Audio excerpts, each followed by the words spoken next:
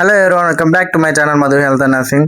ఈరోజు మనం GI system కోసం నేర్చుకుందాం. జిఐ సిస్టమ్ అంటే గ్యాస్ట్రోఇంటెస్టైనల్ సిస్టమ్.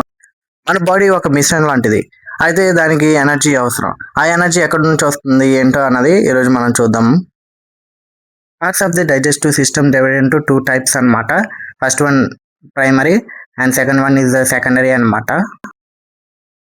ప్రైమరీ ఆర్గన్స్ అంటే which are directly involved in the digestion and absorption అన్నమాట.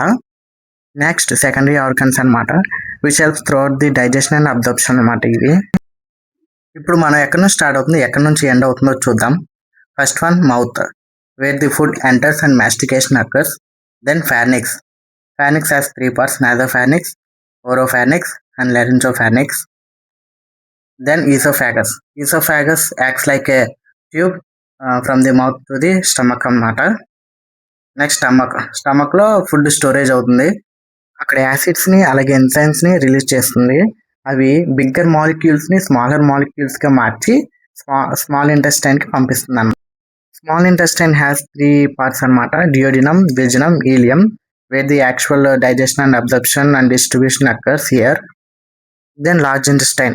After the absorption and distribution in the small intestine, all the waste materials are passed to the large intestine. All the waste materials passes through ascending colon, transverse colon, descending colon, sigmoid colon, and then converted into fecal, then eliminate through the rectum and anal canal.